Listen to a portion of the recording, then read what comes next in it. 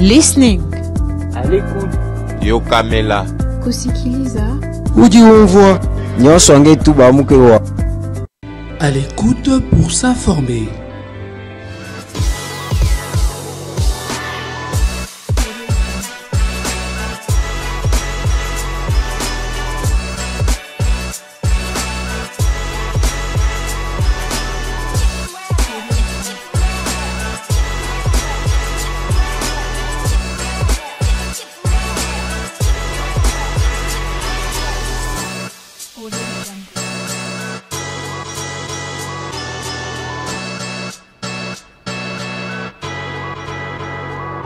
À l'écoute pour s'informer. Bon début de semaine à tous, mesdames et messieurs. Bienvenue à votre émission. À l'écoute, comme vous le savez, l'actualité politique du pays nous amène sur ce plateau pour la commenter. Et je ne suis pas seule, comme vous le savez, j'ai toujours avec moi un invité, une figure bien connue de cette émission. Il s'agit de M. Ogi Mamoni, qui est cadre du parti politique Action commune pour la République, du député national Eliezer Tambwe. Avec lui, nous allons commenter l'actualité politique du pays. Bonjour M. Ogi Mamoni. Bonjour madame. Comment vous allez? Ça va en tout cas, Dieu fait grâce. Monsieur Ogi Mamoni, votre parti politique vient de commémorer les 2 ans d'existence. Oui. Comment se porte la serre? En tout cas, pour l'instant, la serre se porte très très bien. Si je peux même dire à merveille. C'était pas facile du tout. Mais quand même, jusqu'à présent, on continue toujours à se battre parce qu'on vient à peine de fêter dans notre 2e année. Et on a fait ça pendant 3 jours cette fois-ci. Ça a commencé vendredi. On a d'ailleurs commencé avec la formation d'abord des cadres du parti. Et pendant carrément toute la journée. Et le samedi, c'était encore la 2e journée de l'anniversaire. Tout s'est bien passé. On avait reçu beaucoup d'invités qui sont venus donc de partout, presque partout, qui sont venus donc de l'intérieur du pays, de l'extérieur, de la Belgique, la France, les États-Unis. Ils sont venus de partout, même du Maroc aussi. Et hier, dimanche, c'était la finalité finalement. Hier, il y a eu beaucoup d'invités qui sont venus. Il y a eu beaucoup de députés qui étaient là, qui ont été invités. Il y a eu aussi, je crois, si je me souviens bien, 2 ministres qui sont venus aussi. C'était parmi les invités. Il y a eu aussi des DG qui sont venus aussi, beaucoup de connaissances de notre président du parti qui sont venus là. C'était très bien, on a partagé, le président a pu avoir un bon discours que j'ai beaucoup aimé personnellement. Et on a partagé les gâteaux ensemble, on a bu ensemble. Bon, non alcool, hein, c'était seulement des jus non alcoolisés. C'était bien quoi. Donc, mais quand même, cette 2e anniversaire de la serre, vous avez plus mis l'accent sur des séminaires. Pourquoi avoir mis l'accent sur des séminaires? Il fallait renforcer les membres du parti en capacité. D'abord, pourquoi? Parce qu'on sait souvent qu'il y a plus de fêtes, mais vous étiez d'abord aussi en séminaire. Oui, c'était aussi une façon pour montrer aux autres qu'on ne les a pas oubliés. Tous ceux qui sont à l'intérieur du pays, qu'on est toujours ensemble. Parce que souvent, la fête, c'est souvent entre nous, les gens de Kinshasa. Et souvent, ceux qui sont à l'extérieur du pays sont souvent écartés. Alors, cette fois-ci, on s'était dit non, on va tous se rassembler ensemble en famille, en une seule famille, pour montrer aux gens qu'on est vraiment soudés, malgré tout ce qui s'est passé. Ce qui s'est passé avec la sortie du gouvernement, parce qu'il y a beaucoup de gens, les frustrations, beaucoup de gens ont parlé, que non, voyons voir ce qui va se passer, le parti AC va finalement se diviser, mais Dieu merci, ça ne s'est pas passé ainsi. Oui, bien sûr, les petites querelles, ça ne manque jamais. Mais n'empêche que tout se passe bien. Et voilà. En 2 ans, vous pensez, qu'est-ce qui a été fait pendant 2 ans et qu'est-ce que vous comptez faire? Comment vous comptez vous relancer? En 2 ans, bon, vous savez, 2 ans, c'est vraiment très très peu. Mais Dieu merci, avec la grâce du Tout-Puissant, on a quand même, l'année passée, comme vous savez, il y a eu les élections. Un parti politique qui n'avait qu'une année, presque 1 année et demie. On a pu avoir 7 députés nationaux, 7 députés provinciaux, et plus de 10 conseillers communaux. Et ça, c'est déjà un grand pas. C'est rare de voir un parti politique avec tant de députés pour leur première ou deuxième année d'existence. C'est rare de voir ça. Mais avec la grâce de Dieu, tout se passe bien. On continue toujours à essayer d'améliorer encore notre organisation au sein du parti. Mais quelles sont les dispositions que vous avez prises, que là sera pris pour la troisième année qui est en marche? Oui, maintenant on s'est dit qu'on va maintenant essayer de faire un effort de commencer déjà avec la sensibilisation de nos cadres, des autres personnes qui sont ailleurs, et aussi avec nos bases respectives parce que on ne peut pas attendre jusqu'à la dernière minute pour commencer à aller voir nos bases, pour commencer à sensibiliser les gens parce que, vous savez, les jours passent rapidement. Alors maintenant, on ne peut pas attendre jusqu'à la dernière minute pour commencer à agir. Et c'est maintenant qu'on doit commencer à agir. L'actualité du pays, le mercredi passé, le président de la République, Félix Tshisekedi, s'est exprimé à la tribune de la 79e Assemblée générale des Nations Unies.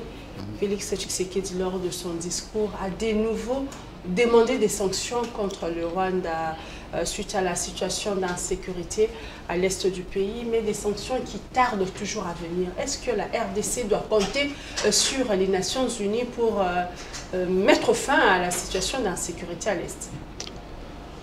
Oh, vous savez, en tant que président de la République, son rôle à lui est de quoi? Est de montrer aux autres personnes. Son rôle à lui, c'est de montrer à l'Assemblée générale ce qui se passe ici chez nos pays. Que l'injustice est vraiment totale ici chez nos pays. Que ce qui se passe à l'est du pays là-bas, on ne peut pas se couvrir les yeux comme ça en disant que non, ça ira, non, c'est pas à peine d'agir, c'est pas à peine de dire ceci, cela, c'est pas à peine. Oui, bien sûr, c'est pas toujours une bonne chose de pleurnicher à tout moment, oui, je comprends ça. Mais quand il y a un mal, on doit le dénoncer. Mais il ne cesse de les dénoncer partout, il passe le chef de l'État. Oui, bien sûr, il continue toujours à leur rappeler, une façon pour leur dire que les jours qui va se passer, les jours qu'il y aura donc quelque chose de très mal qui va se passer là-bas à l'est du pays, il ne faudra pas vous étonner parce qu'on ne fait que vous prévenir, on ne fait que vous demander votre aide pour que vous puissiez venir nous aider à trouver une bonne solution parce que qui ne sait pas que ce qui se passe à l'est du pays là-bas, c'est que les Occidentaux sont derrière ça. Qui ne sait pas ça? Ça, ce n'est pas un secret. Et si ce n'était pas grâce à leur aide, vous savez que non, cette guerre-là serait déterminée depuis très longtemps. Mais comme il y a tant de profits là-bas, tant qu'il y aura toujours des gens qui vont continuer à en profiter de cette guerre, à s'enrichir, il n'y aura jamais de paix là-bas. Mais voilà pourquoi le chef de l'État demande des sanctions contre le Rwanda à l'ONU. C'est pour la troisième fois que Félix Tshisekedi s'est exprimé sur cette tribune. Il a encore demandé des sanctions. Est-ce que ces sanctions arriveront-ils? En tout cas, j'aimerais beaucoup. Je souhaiterais, oui, que ces sanctions arrivent très rapidement. Mais, pour dire vrai... Avec la bonne foi, la communauté internationale, je pensais qu'elle a cette bonne foi-là de donner des sanctions parce qu'on cesse, on attend toujours, mais des sanctions qui traînent. Oui, qui traînent vraiment encore trop, mais ça sera vraiment difficile pour qu'eux aussi puissent réagir rapidement parce qu'il y a tellement beaucoup d'intérêt pour eux de leur côté. Donc, tant qu'il y aura donc cette guerre là-bas, et c'est comme ça qu'eux vont continuer à profiter, à ruiner le pays, à piller donc nos minerais là-bas. Alors, tant qu'il y aura cet intérêt-là, ils ne pourront pas réagir rapidement parce que c'est eux qui vont finir par perdre. Mais qu'est-ce qui bloque alors? Qu'est-ce qui bloque l'arrivée de ces sanctions malgré que le chef de l'État, à chaque fois qu'il est au niveau international, il ne cesse de décrier cela? Qu'est-ce qui fait traîner ces sanctions au niveau des Nations Unies? Parce qu'on a vu les experts des Nations Unies qui ont confirmé la mise du Rwanda à cette guerre d'agression et pas toujours des sanctions, contrairement à ce qu'on a vu avec ce qu'on voit avec l'Ukraine et la Russie.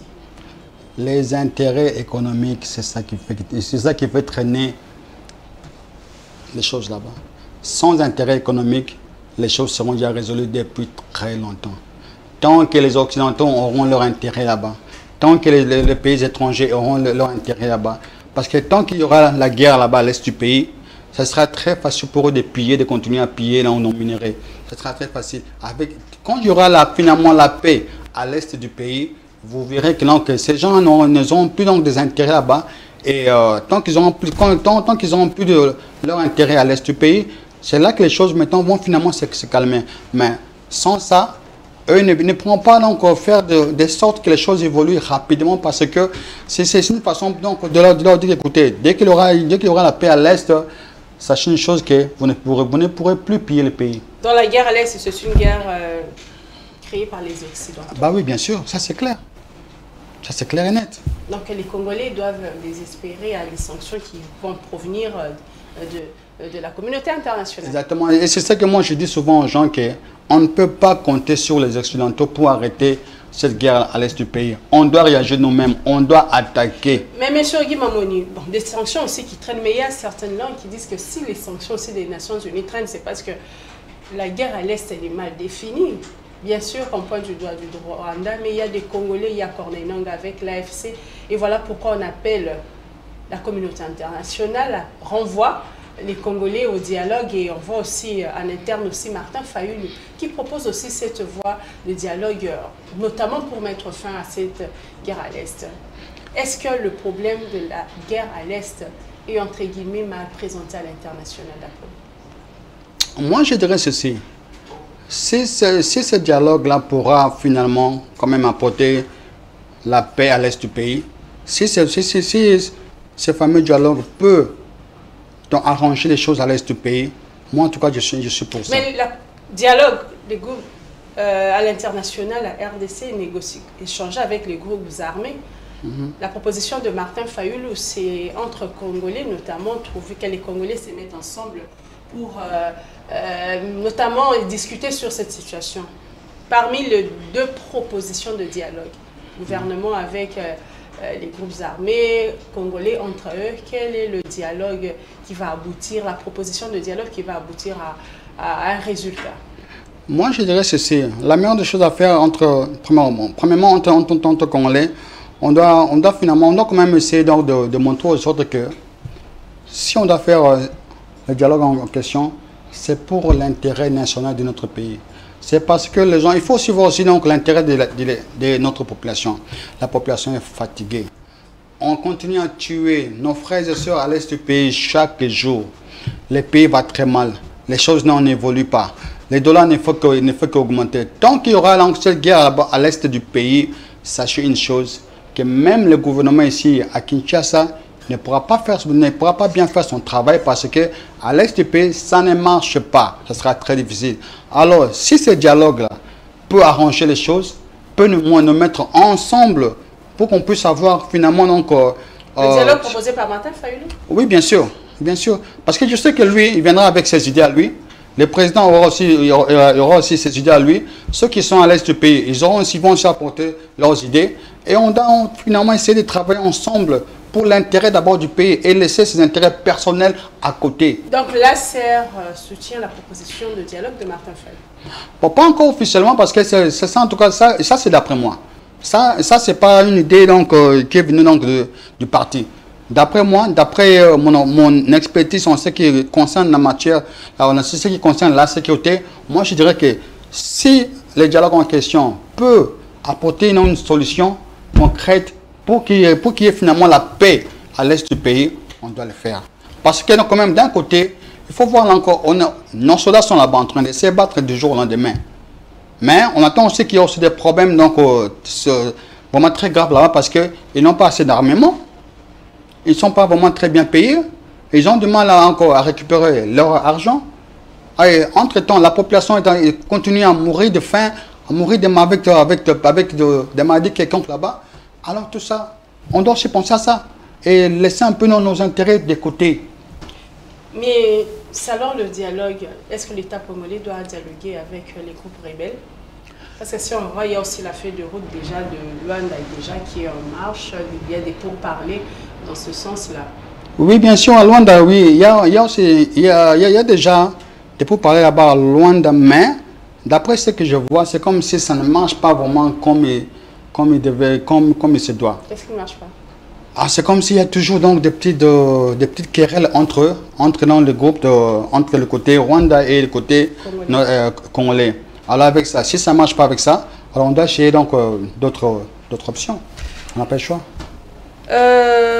Monsieur Ogi Mamoni, toujours aux Nations Unies, le chef de l'État Félix Tshisekedi a de nouveau porté la candidature de la RDC comme membre non permanent de l'ONU pour la période 2026-2027. Vous pensez que la RDC mérite d'occuper ce poste de membre non permanent des Nations Unies? Oui, si ça peut nous aider, ne plus qu'à avoir un mot à dire à l'ONU, moi je dirais pourquoi pas. Pourquoi pas? Parce qu'au moins, si on est aussi dans, si on fait aussi partie de l'Assemblée générale, si on est membre officiellement, on n'a pas le droit de veto, on est juste, on va donner. Oui, exactement. Et si avec ça, en tant que membre, si ça peut nous aider, et ne plus que donc à donner donc des messages donc vraiment très forts, et si ça peut aider les choses à évoluer avec tout ce qui se passe chez nos pays, pourquoi pas le faire? Ça sera vraiment une bonne chose. Donc vous encouragez cette proposition? Oui, bien sûr. Que la RDC devienne membre non permanent? Oui, moi en tout cas, personnellement, j'encourage ça. Monsieur Ogi Mamoni, toujours dans l'actualité, il y a eu, on a vu le secrétaire général de l'UDPS, Augustin Kabouyi, refaire surface sur ce sujet de la Constitution, sur la révision de la Constitution. Oui. Au niveau de la CR, vous êtes aussi pour ces changements de la Constitution? Pas encore officiellement d'accord à 100%, mais moi personnellement, je dirais que s'il faut le faire, on doit le faire. Mais ça ne veut pas dire qu'on doit toucher dans tous les points. Il y a des points qu'on ne peut pas toucher, spécialement comme le point que je sais que si on essaie de toucher à ça, la population ne sera pas d'accord. Par exemple, du côté mandat du président. Le président est élu une fois pour 5 ans et on peut une fois encore renouvelable et c'est tout. Donc le président ne peut faire que 10 ans au pouvoir. Mais Augustin Kabouyi qui dit que oui, le chef de l'État est élu pendant 5 ans, mais il ne travaille que pendant 3 ans, d'où il faudrait modifier notamment cette disposition de la Constitution. Non, moi en tout cas, je sais, bon, lui en tant que secrétaire général du parti, c'est tout à fait normal qu'il doit... il a dit que lorsqu'il était informateur, il a vu le lacune de la Constitution. Oui, il y a d'autres points que je me suis dit que non, d'un côté, il a quand même un peu raison, du côté retardement, c'est-à-dire chaque procédure ne fait que retarder la sortie du gouvernement. Ça, en tout cas, je peux encore comprendre ça. Mais quand il s'agit d'essayer un peu aussi de changer les mandats de président, ça, en tout cas, je ne suis pas vraiment d'accord avec ça, parce que la loi, c'est la loi. Et bon, d'un côté aussi, il y a d'autres lois qu'on doit absolument changer, parce que, vous savez, vous devez comprendre une chose. Le monde évolue. La technologie a aussi évolué. Il y a de ces lois-là qui ont été donc, créées depuis des années et des années. Et maintenant, on doit quand même essayer de réviser les plus que ces lois et voir s'il y aura des choses à changer. On doit changer. Par exemple, parce que moi, Augustin Kabouyi a donné pour lui son point de vue, il faudrait notamment changer cette disposition sur les mandats du chef de l'État, d'où il faudrait modifier la Constitution. Et vous? Parce que vous êtes pas, vous prenez ça, cette question en partie. Il faudrait réviser certaines dispositions et pas changer totalement la Constitution. Exactement. Il y a des choses, comme j'avais dit avant, il y a des lois qu'on doit changer. Il y a des lois qu'on doit y réfléchir d'abord, penser à ce qu'on peut faire pour améliorer ça, pour changer un peu donc, la composition de ces lois, mais pas tout changer. Mais ce qui concerne donc la nomination, c'est-à-dire la durée du mandat du président, ça en tout cas, je crois que ça c'est un sujet qui est un peu tabou parce que je sais que la population ne sera pas vraiment d'accord avec ça. Donc, dans le bâton de l'Inga, donc, il y a le col de Félix Tshisekedi. Ah oui, mais là, il y a une manière, il y a pour sa mandat, il y a Félix Tshisekedi. Mais nous, on a une union sacrée, Non, mais moi, je pense d'abord à la population d'abord. Parce que je sais, parce que moi, je parle souvent avec la population. Ceux qui pensent de ça, de ces sujets-là. Alors, moi, je dis ça souvent par rapport à ce que moi, on me dit toujours, ce qu'on me pose souvent comme question. Mais il y a une opposition à ceux qui ont une opposition pour la constitution, les pour Félix Tshisekedi a changé pour la je ne crois pas qu'il y ait un président qui va changer. Je crois que moi, si je comprends bien, c'est plus son entourage. Son entourage qui cherche à pousser qu'on puisse changer ça. Parce que lui-même avait dit, la fois passée, quand il était d'abord, il y avait quelques mois passés, il était à Bruxelles. Il a très bien parlé à la population congolaise. Il a dit, ne faites pas de moi un dictateur. Ce qui veut dire quoi? Que tout ce qui est donc la constitution, il ne veut pas donc se mêler de ça parce que à l'unité que beaucoup mieux moi comme un système de dictature, c'est-à-dire quoi? Oh bon, je vais faire encore 5 ans de plus. Je vais faire ceci, je vais faire cela. Non. Après si ceux qui sont encore en charge de la commission, après si écoutez, faites ce qu'il faut faire. Bon, aussi, réfléchissons ensemble, on a un résultat à la fin. Mais est-ce que le débat y a actuellement vu le défi et situation économique, guerre à l'Est, est-ce que le débat, il y a un changement en constitution, les a opportun à l'heure actuelle? À l'heure actuelle, je dirais non. Pourquoi? Parce que pour l'instant, le plus important, c'est quoi? L'économie du pays. Les gens ont faim. Chaque jour.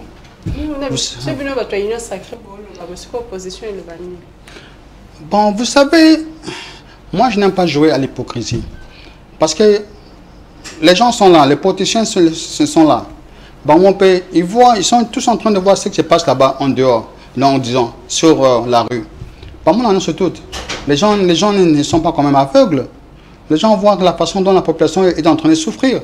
C'est ça aussi ce que le président est en train de chercher, soit solution pour que la population quand même va se retrouver. Malheureusement, on a eu le gouvernement qui vient de sortir là.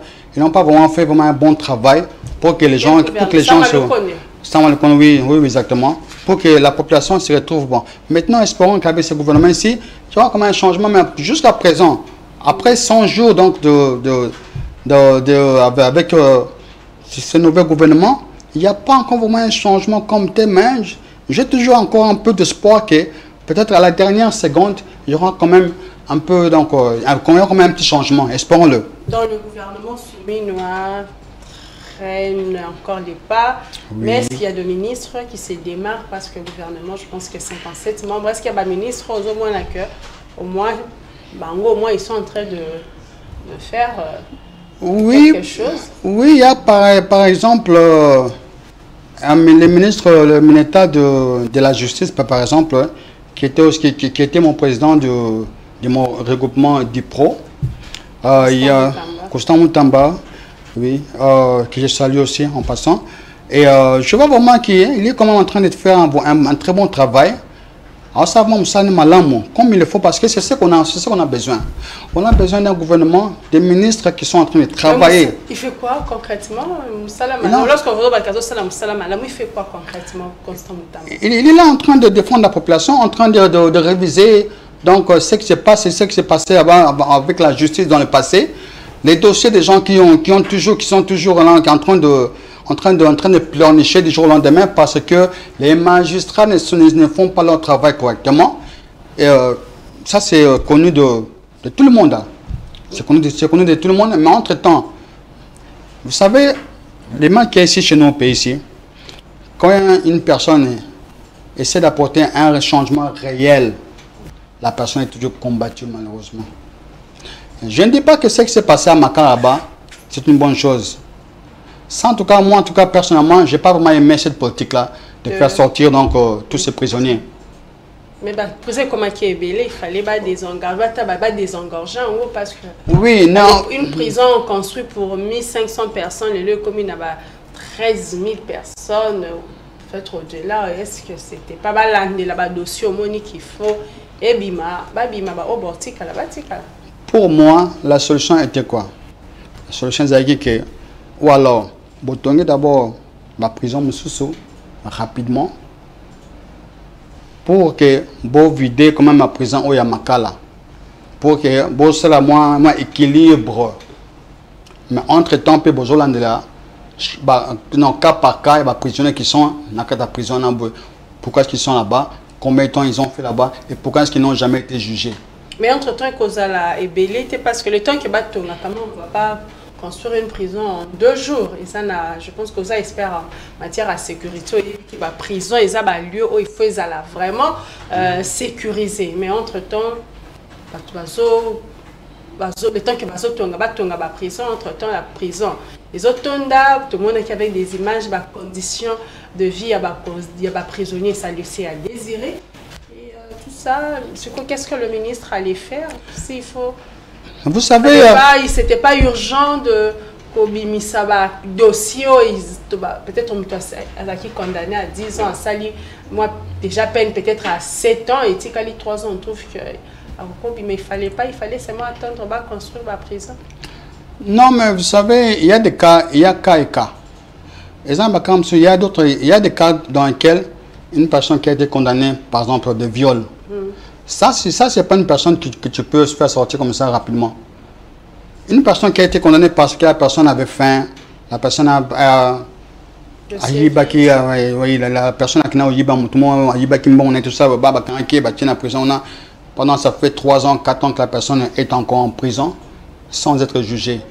Des cas pareils. Ça, ce sont de petits crimes. Je pense que le ministre avait mis ça. Oui, mais non, il n'y avait pas que ça. Moi, j'ai entendu d'autres cas, d'autres témoignages qui ont violé dans des filles. Qui ont violé des filles, mais les lois, ils sont dehors. Par exemple. Vous savez très bien que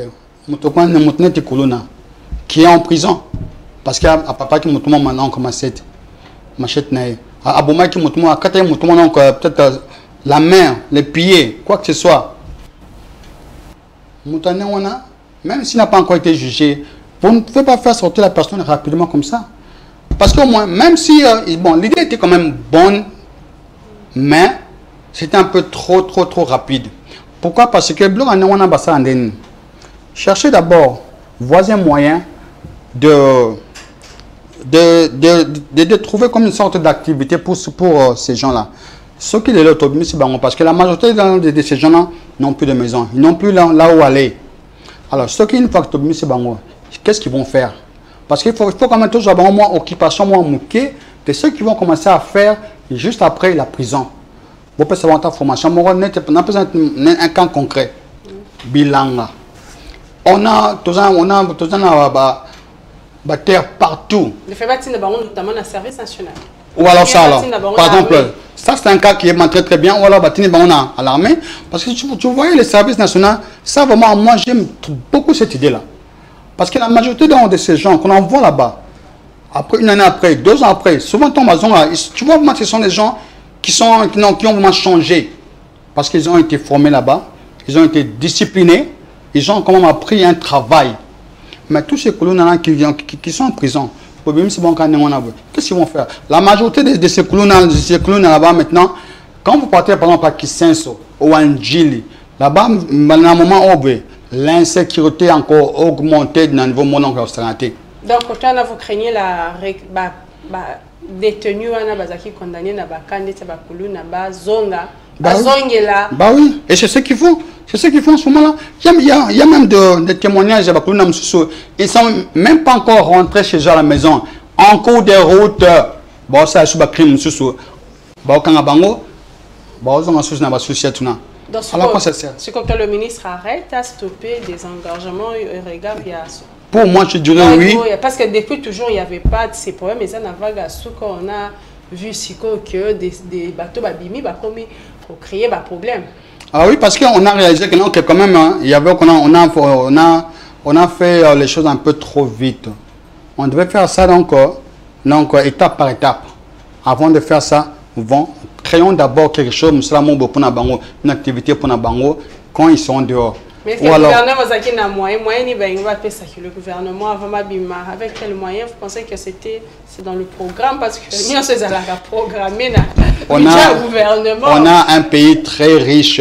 Du côté il n'aura pas eu de soucis parce que presque chaque mois, il y a toujours des détournements, il y a des millions. Alors, quand il s'agit de comme ils allaient que toute la population est en sécurité, pourquoi pas le faire? Donc, vous appuyez le magistrat parce que le magistrat qui notamment contre la méthode au ministre, les magistrats ont raison ou bien faut-il payer le magistrat on est bâti dans la prison plutôt? Moi, je dirais que les magistrats n'ont pas raison. Bon, ils ont raison dans le sens que oui, les choses ont été faites un peu trop rapidement, oui. Mais d'un côté, ils ont aussi tort parce que c'est leur faute. C'est la faute aux magistrats. Ce qui est l'autre, comme ce situation toujours en parce que ces gens-là, et comme il y a cop, ce qui est l'autre prison là, prison Makala, les Tonda, c'est grâce à qui? C'est grâce aux magistrats. À cause de leur politique. Mais vous êtes expert en matière de sécurité, monsieur Guy Mamou. Pour mettre notamment fin à la sécurité, les koulouna, tout ce qu'on vit, qu'est-ce qu'il faut? Qu'est-ce que vous pouvez proposer à la police, au ministère de l'Intérieur pour peut-être éradiquer ces phénomènes? Moi, je dirais ceci. Pour le phénomène koulouna, la seule manière d'arranger un peu les choses, c'est quoi? On doit un peu changer la procédure, on a vu sur on a déplacer tous ces commandants-là au moins chaque 6 mois. Vous déplacez Bango. Ne gardez pas toujours les mêmes personnes. Quand on a même souci pendant des années. Ça ne marchera pas parce que ces gens-là, comme trop familiers, ça ne marchera pas. Et non seulement ça, on doit quand même avoir un système là de il y a patrouille. Et j'ai 24 heures sur 24 heures. Mais il y a, une fois tout le monde à la police, ça là bouclage. Il y a la patte panthère lancée par la police, traqué. Madame la journaliste, bouclage, ça se fait combien de fois par jour? Il faut chaque jour bouclage. Et pendant combien d'heures? Non, les bouclages en question, en principe, oui. Cela se fait chaque jour. Parce que non seulement, et quand on karaté, n'a qu'un mot kaboué. Cela se fait partout. Pour que même surtout les colonnes, la police est partout. Nos militaires sont partout. Et ça sera maintenant, ils seront obligés maintenant à réfléchir un peu plus avant de faire une bêtise. Surtout la nuit. Par exemple, la nuit, moi, les vendredis passés ici, avant quelque chose passé, j'étais sur le pont Makele. Namoni un motard, bakangi na babotre moto na e. Siko bakuluna na bazoganga moyibi. Les pauvres na motard azolo bagnan na yibi le côté. Pendant que déjà un de ces colons ba juda moto na e bakenango. Donc où est la police na Erona vers 1h du matin. Où est la police? C'est aussi il faut maintenant changer nous le but qu'il faut changer tu vas soucier, tu vas vous la rater mais non ceux qui comment ça va se faire lorsqu'on leur change? Permis Tabango, non seulement ça. Avant ça, c'est quoi? Période d'échéance, peut-être permutation, ça ne marquerait combien de temps? Après, chaque 6 mois au moins. Si pas une année au moins, je dirais chaque 6 mois. Mais avant ça, on a besoin que Tobanako recruter des gens qui sont quand même, qui ont quand même une bonne morale. Des gens qui sont pour recruter bateau, pour former Bango d'abord. Les gens qui ont quand même une certaine mentalité bien. Les gens qui seront qui mon travail à moi, c'est à sécuriser la population et c'est bien. Et non à piller Bango. Et non à coopérer dans la colonna. Ces policiers ils doivent comprendre leur rôle à Bango. Et non seulement c'est d'abord il faut d'abord baser la paix sur le terrain. Parce que quand je vois souvent les connards là qui est sur le terrain, ça c'est une très bonne chose. Ceux qui m'ont considéré sur place, il y aura donc il y a pas un bon travail qui va se faire. Il faut qu'on se paye la paix sur le terrain. Donc monsieur Ogi, il y a un problème, s'il y a des problèmes au niveau de la police, c'est cause, il y a le problème de recrutement. Oui, pour la... Il n'y a pas de policier, il y a pas de formation. La formation, oui, c'est tout ça. Ça, c'est la clé. La formation est la clé. Sans une bonne formation, il n'y aura jamais, donc, la population ne se sentira jamais sécurisée.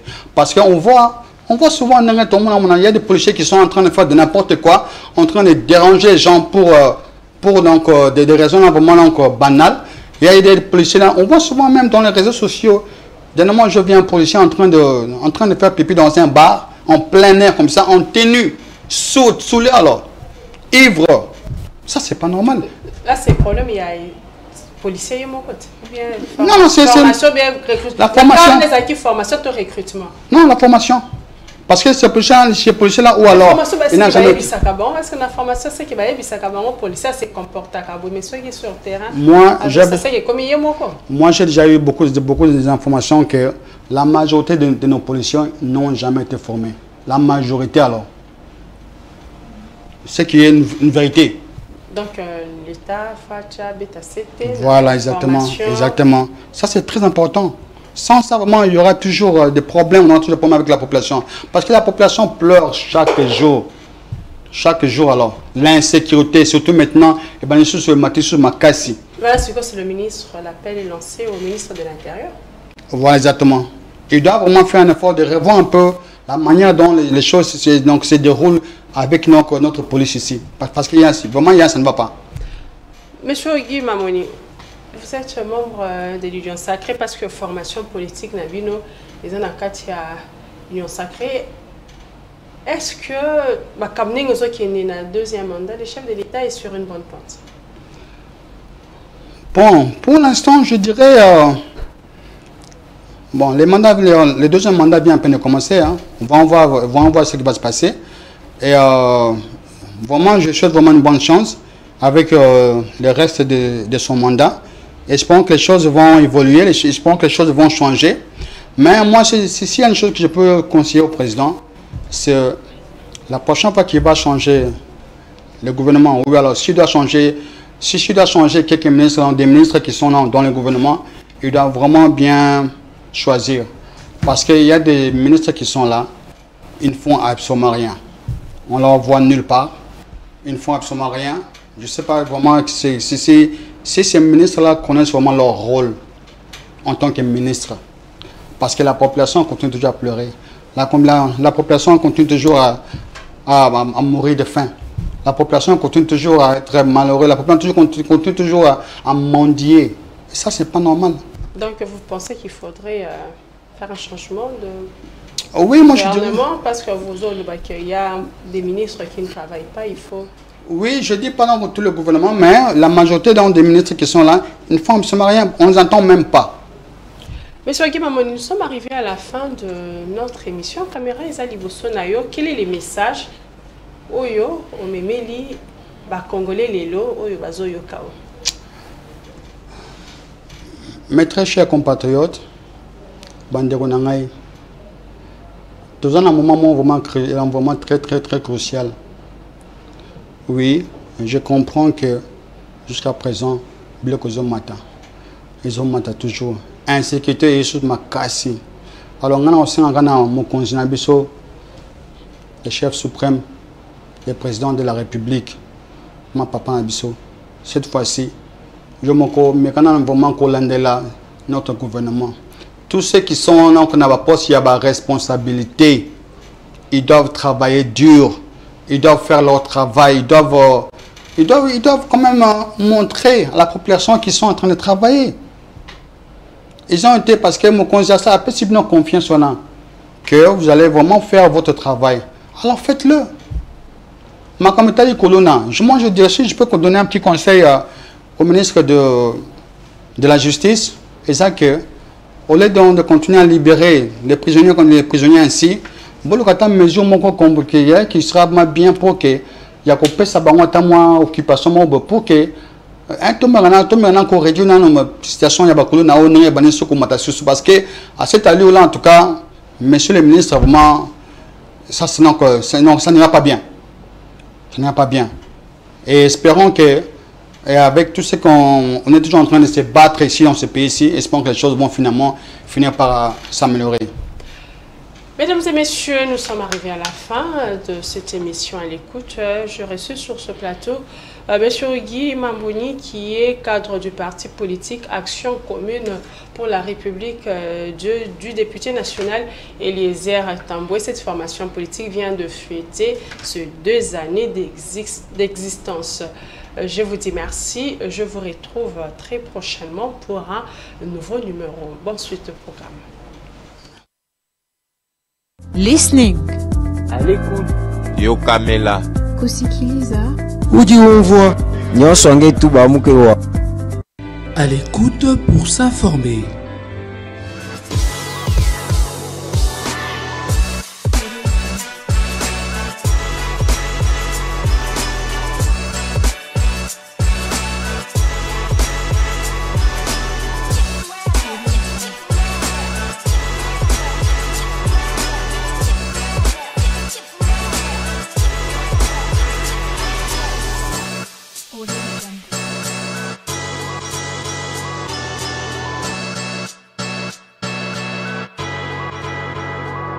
À l'écoute pour s'informer.